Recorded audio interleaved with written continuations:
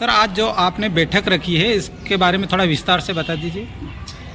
अभी दीपावली का त्यौहार हो गया और हमारे आदिवासी समाज के भाई बहन जो बाहर काम पे चले जाते हैं, पलायन पर रहते हैं, वो भी आए थे यहाँ पर। अभी गाड़ियाँ बसें भर भर के और त्यौहार मनाने के बाद में अभी वापस जाने वाले जाएंगे। और दीपावली के बाद से ही 2-3 दिन बाद से ही हमारे समाज में शादियाँ और नोतरा ममेरा ये शुरू हो गया। शादियों में जो दहेज दापा बहन बेटियों का होता है वो 4-4, 5-5 लाख रुपए लिया जाता है और रकम के रूप में 3 किलो चांदी, 2.5 किलो चांदी ली जाती है लड़के की तरफ से। उसका जो खर्चा होता है कुल मिला के 10 लाख के आसपास हो जाता है। बाकी खर्चा अनेक प्रकार के हमारे इसमें रीति रिवाज के अनुसार लगते रहते हैं। काम खाइती है, तड़वी पटेल के तो कम रहते हैं, लेकिन फेरे के होते हैं, भांगड़ी के होते हैं। इस प्रकार का ये करीब 2 लाख का वो हो जाता है।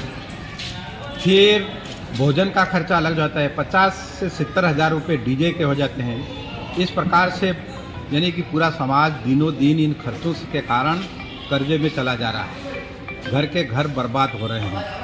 आप भी अभी देखेंगे कि बस त्यौहार मनाया और कोटले माथे पे और हमारी बहन बेटियां सब पूरा समाज चला जाएगा, पूरा गुजरात में जाएगा, चारों तरफ दाड़की के लिए, और जहाँ रहने की जगह नहीं ऐसी जगह में पड़े रहेंगे और कर्जा चुकाएंगे।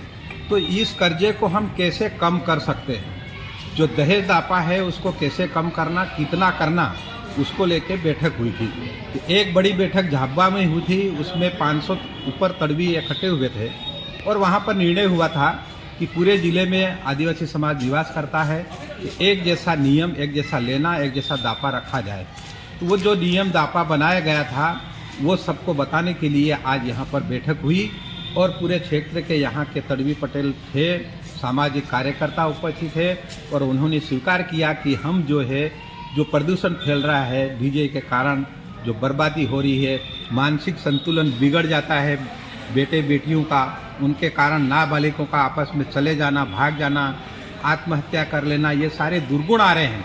उनको दूर करने के लिए आज ये बैठक थी और सब ने इस विषय पर अपनी सहमति दी है कि इसका पालन समाज में जागरूकता लाकर हम कराएंगे।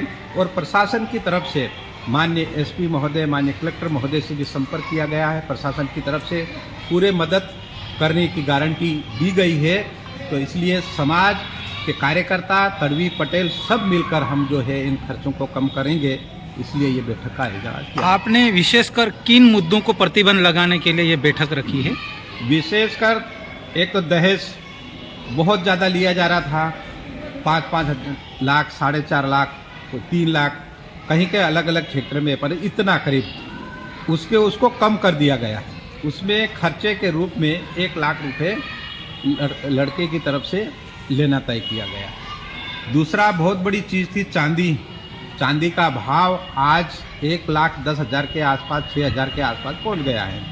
तो पहले 3-3 किलो चांदी ली जाती थी। तो हमने ये कहा कि भाई इतना पैसा कहाँ से लाना है, तो 1 किलो की रकम बहन बेटी को चढ़ा दो और शादी कर दो उसकी, ये कम किया है।